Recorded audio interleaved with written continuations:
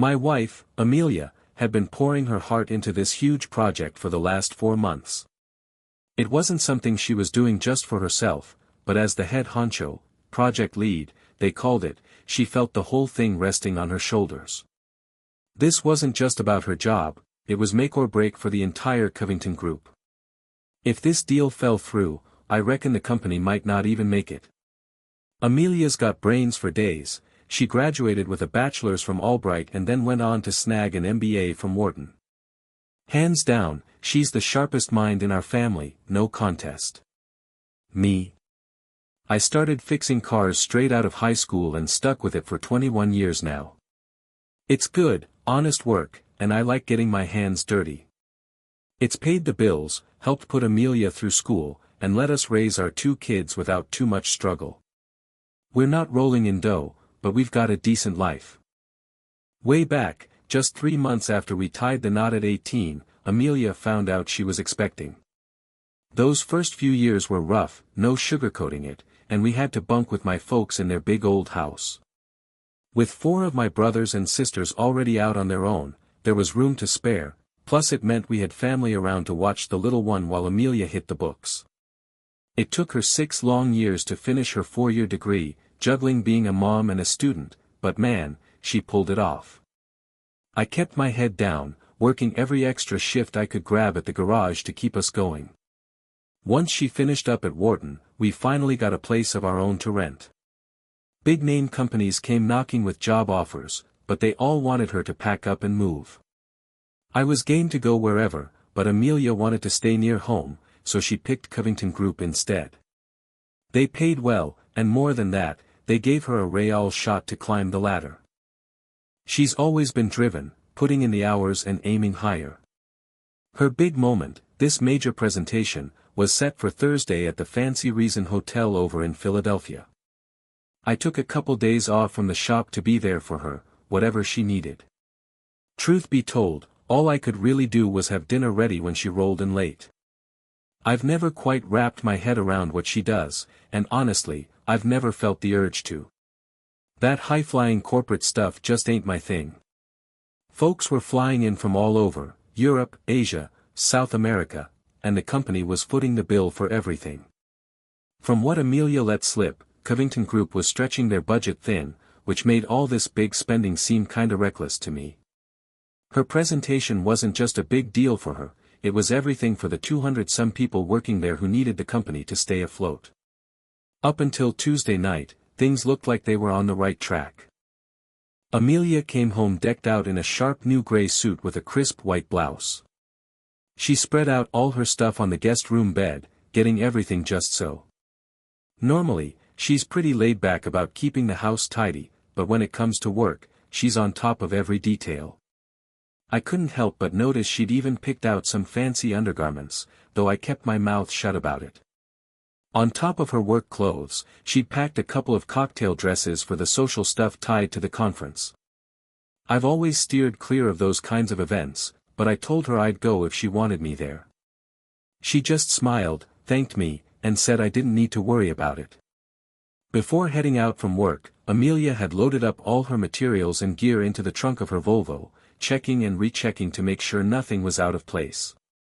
She had all of Wednesday to get ready and mingle before the big show on Thursday.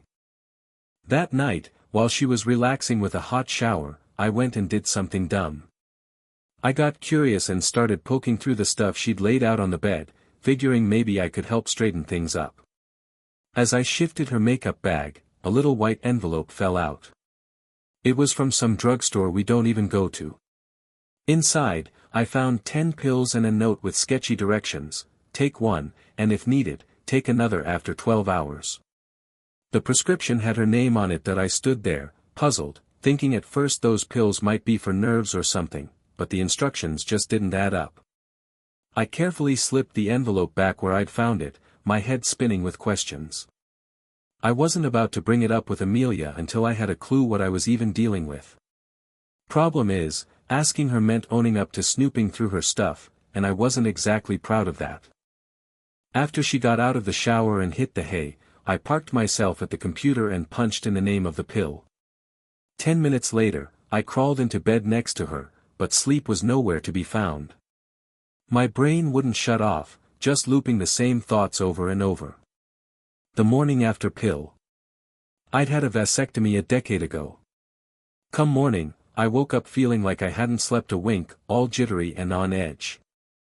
I went for a long walk, hoping some fresh air might straighten me out, but it didn't do a darn thing. By the time I dragged myself back home, a heavy knot of dread had settled in my gut. Our boy Caleb was out in San Diego with the Navy, and our girl Isabella had just moved to Dallas with her husband. So, it was just me and Amelia rattling around the house. I missed the kid something fierce, but I'd been excited to grow old with her by my side. She's the only woman I've ever loved, and now it felt like the ground was slipping out from under me. If Amelia was stepping out on me, she'd done a heck of a job hiding it. I'd never once peeked at her emails or phone calls. Never had a reason to. I trusted her with everything I had. When I walked back in, she was in the kitchen. "Where've you been hiding?" she called out. "You want some eggs or anything?" "Nah, just coffee for me," I mumbled. I wasn't in the mood to chat. "What's eating at you, hon?" she asked, tilting her head. "It's only 3 days. You're welcome to tag along, but you'd be bored out of your skull. I'm not itching to go, but I hate rattling around here by myself. I get worried when you're gone." "That's real sweet of you, darling, but I'll be fine," she said with a smile. "I'll be stuck at the hotel most of the time. Today's all about setting up the conference room and schmoozing with clients. Tomorrow, I won't even have a second to breathe. I'll hustle home as early as I can on Friday, and I promise we'll have a heck of a weekend, if you catch my drift." Her words should have put me at ease. They didn't. "You can't fault me for being uneasy," I told her. "I'm just a grease monkey married to a gorgeous, high-flying wife. Sometimes it feels like your job means more to you than our family does." "Cut that out," she shot back, her tone sharp. "I've always had respect for what you do. You raised 2 amazing kids and supported me through school. You're a wonderful husband, a fantastic dad, and you've always provided for us. Don't you dare forget that." I downed the last of my coffee while she started clearing the dishes. "Should I give you a ring while you're there?" I asked. "Nah, probably not a good idea," she replied. "I'll have my phone off, and I'm shutting off the room phone at night so I can catch some shut-eye. But I'll call you whenever I get a chance." I helped her pack up the car, watching as she double-checked every little thing with that laser focus of hers. It'd take her about 3 hours to get to the Reason Hotel. I stood on the porch, watching her pull out of the driveway, but I couldn't bring myself to ask about the pills. I spent the rest of the morning just sitting there, feeling more lost than I ever had. I felt small, like I was in way over my head. I'm just a small-town fella, and she's this big-time, successful woman.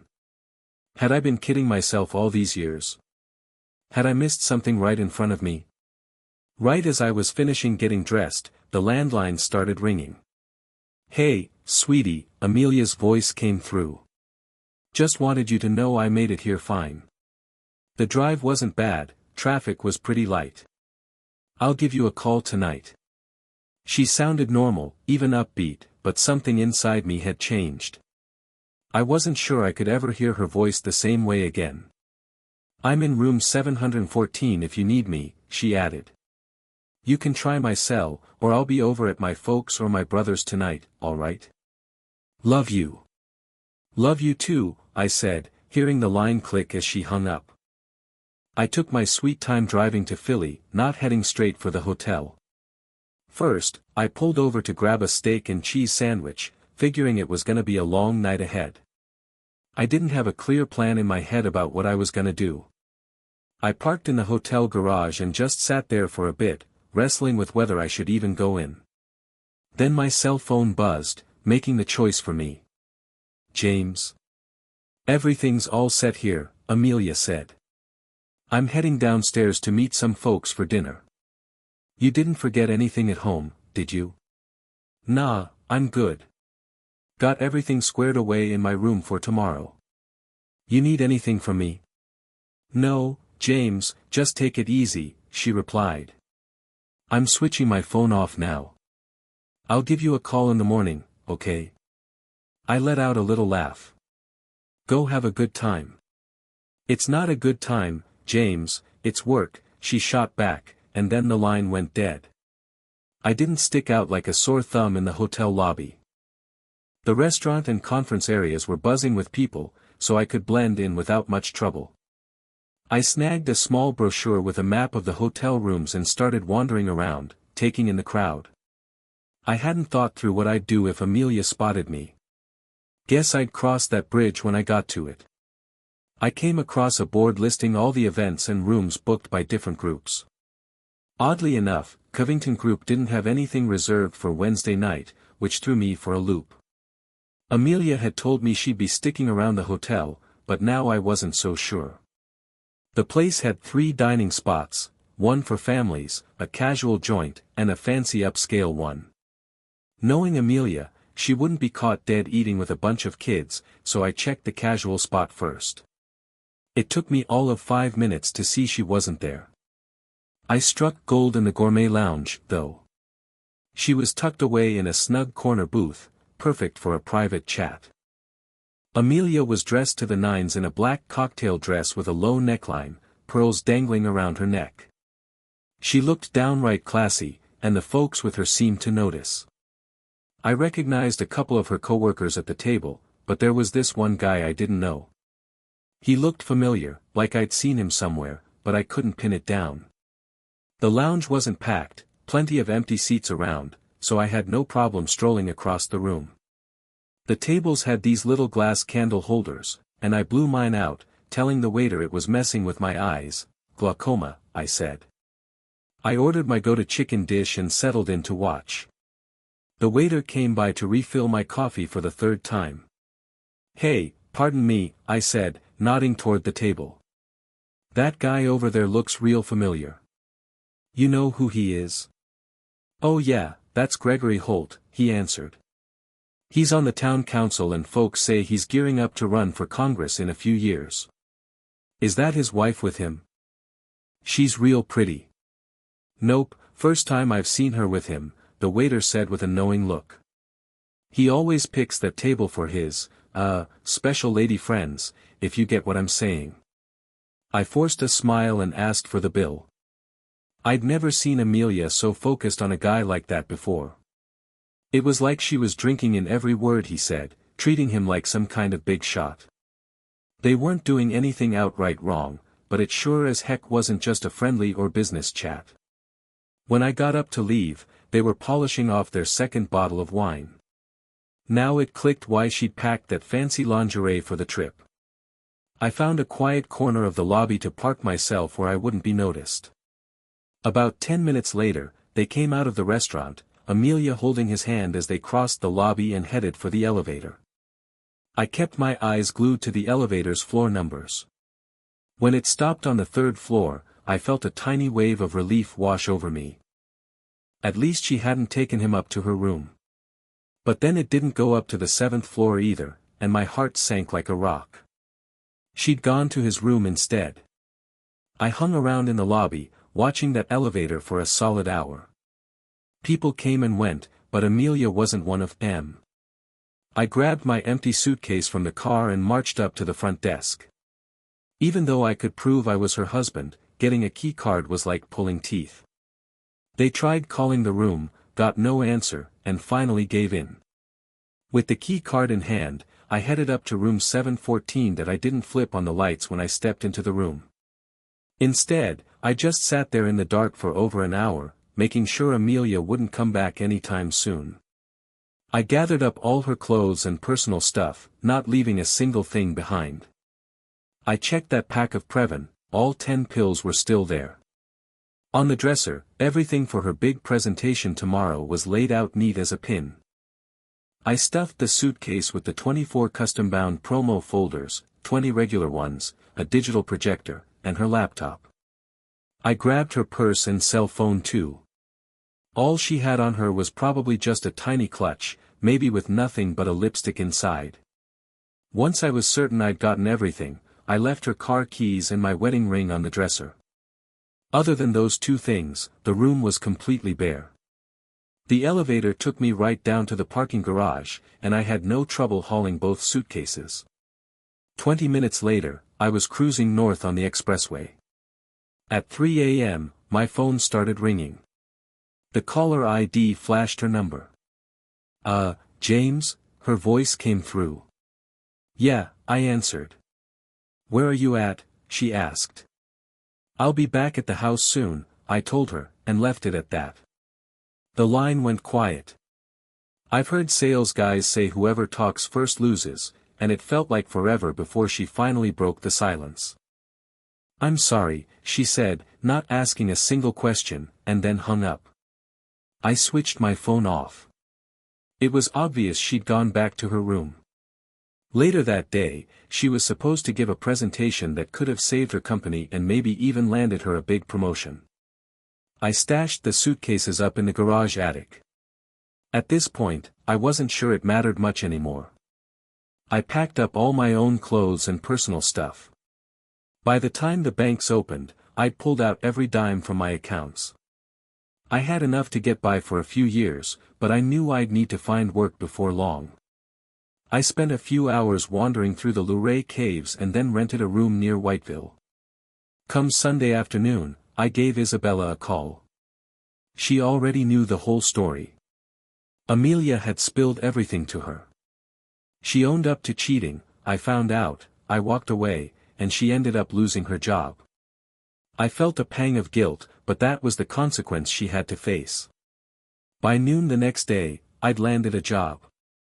A handyman's always got work if he looks for it. About 2 months later, Isabella mentioned that Amelia had moved back in with her folks. Caleb called me from San Diego, careful not to say anything bad about his mom. I appreciated him keeping it neutral. And that was pretty much it. No big dramatic finale, no movie-style ending, just life trudging along one day at a time.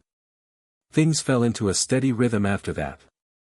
I kept in touch with Isabella at least once a week, and Caleb and I started emailing back and forth pretty regular. Isabella still talked to Amelia, but she didn't share much about what her mom was up to or where she was at. I never filed for divorce, and as far as I knew, neither did Amelia. I got myself a Tennessee driver's license, updated the tags on the Subaru, and started hitting up a local bar a couple times a month. I even got friendly with 2 women who took turns keeping me company. Neither of them wanted anything serious, and I sure didn't either, so it worked out fine for all of us. That feels like ages ago now. Eventually, I stopped thinking about Amelia altogether. The Subaru started giving me grief after it hit 200,000 miles. One night, nursing a beer, it hit me that it had been almost 5 years since I walked out. I'd stayed tight with both kids. Isabella had 2 little ones of her own now and kept asking me to come visit. Caleb nearly tied the knot with a gal once but backed out at the last second. I worked 6 days a week, using Sundays to shake off whatever Saturday night threw at me. So when someone came banging on my trailer door at 6 a.m. on a Friday, I wasn't exactly thrilled. I answered in just my boxers, and from the look on the woman's face, she wasn't too comfortable with the sight. Her companion, though, didn't seem to bat an eye. Normally, I'd have thrown on some pants, but unexpected visitors at this hour just rubbed me the wrong way, I grumbled under my breath. "We're trying to find James Clay," the man said. I didn't know them from Adam. "I don't know you folks either. I'm Michael Bennett, and this is my wife, Sarah," he introduced. "We've got a serious issue and we're hoping you might be able to lend a hand." "Sorry, I don't do odd jobs in the dark. If it's a car problem, there's a shop on Blank Street you can try." "It's not about your work," Michael clarified. "It's more of a personal matter. Mind if we come inside?" My trailer was a downright disaster. I hardly ever had company, so I never bothered tidying up. Even the gals I spent time with preferred meeting at their places. "Make yourselves at home. Let me at least put on some pants," I said, leaving the bedroom door cracked as I went in. I tugged on a shirt too. You want some coffee? It'll take about 10 minutes to brew. They didn't say a word. We've got an adopted daughter, just 4 years old, Sarah started. She needs a bone marrow transplant, and we're hoping you can help. We're ready to pay for it. Pay for my bone marrow? I snorted, thinking it was a joke, but their faces were dead serious. These folks were in real trouble. I'm sorry, didn't mean to laugh. Go on, please. Our best shot at a donor is a close relative, Michael explained. We think you might be our strongest lead. I reckon you've got the wrong fella, I said, shaking my head. When was your little girl born? She'll turn 5 come July, Sarah replied. I let out a sigh. Hate to break it to you, but I had a vasectomy 15 years back. There's no chance I could be her dad. Then how come your name's on the birth certificate? Michael pressed. I've got no answer for that, I admitted. Maybe you ought to ask her mother. There was a heavy pause. What's the mom's name? I asked. Amelia Lee Clay, Sarah answered. I went still as a statue. Hearing that name sent a chill right through me. Damn it all. Maybe I shouldn't have taken those pills from her way back when. If I hadn't, these folks might not even have a daughter to fight for. I get it now, I said, softening my tone. I'm sorry for being gruff. I'll do whatever I can to help. First off, why can't Amelia be a donor? She's too ill, Michael said grimly. She's got liver failure and ain't got much time left, less than 6 months, the doctors say. They won't even think about her for a transplant. That don't add up, I argued. She was always in good health. Why won't the hospital take her consent? They're refusing to accept her signature, Sarah added quietly. Are you saying there's something off with her mind? I asked, frowning. They didn't answer. Just minutes ago, I couldn't have cared less about these strangers. Now, I felt this urge to step up. How'd this happen to her? I asked. Could either of my kids be of any help? It's possible, Michael said, but we figured you were our best bet. Why not track down the real father? I pushed. We thought that was you, Sarah admitted. We've got no clue who else it could be. Amelia never hinted at anyone else, and she's in no shape to explain now. Most of what we know came from the adoption agency. I needed a strong cup of coffee and a minute to wrap my head around this. Where do you folks live? I asked.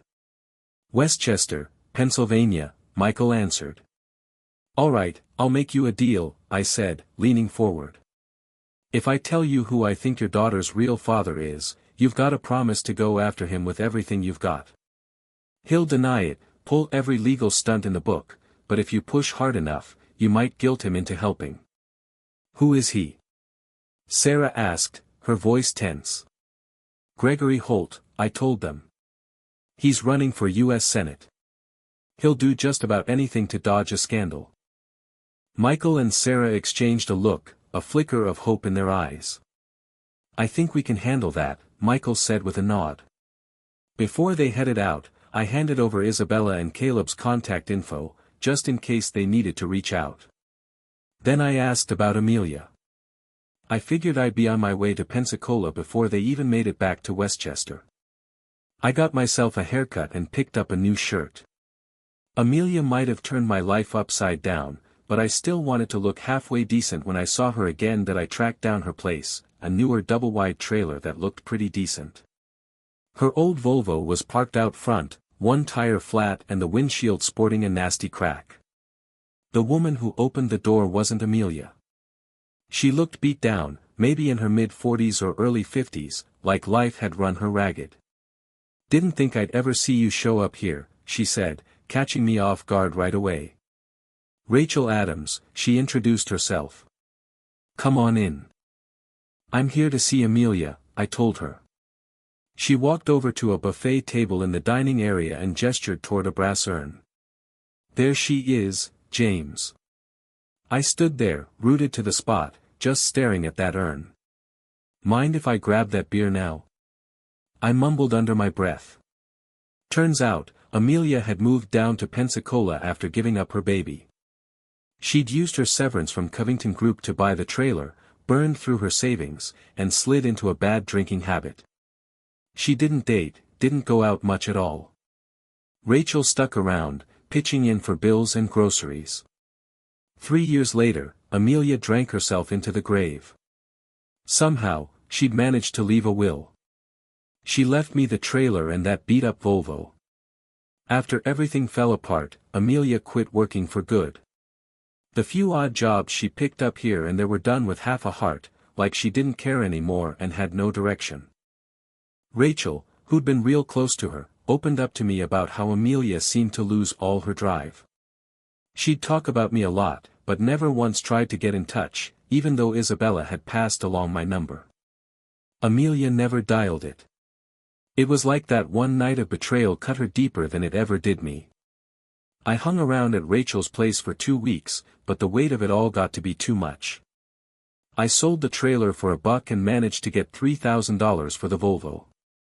2 days after that, I found myself in Westchester, dropping in on my new pals, Andrew and Sarah. At first, Gregory Holt fought tooth and nail to keep the whole mess under wraps, but Andrew and Sarah leaned on him hard enough to break through.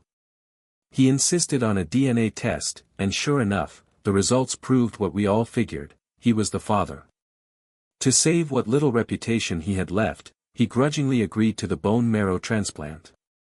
The surgery went off without a hitch, but the fallout on his political career and personal life was a total wreck. His popularity tanked so fast that his party swapped him out for another candidate just months before the election. His wife filed for divorce and didn't shy away from making it a public spectacle. Now, as for me, I'm on my way to Dallas with Amelia's urn to see Isabella and my grandkids. I ain't sure how long I'll keep her ashes with me, maybe until I find someone else to fill that empty spot in my life. For now, though, this feels like a shaky ceasefire, a quiet moment before whatever comes next. Hey folks, I'd love to hear what you think about all this. Drop your thoughts down in the comments, and don't forget to give a like, share this story, and subscribe for more.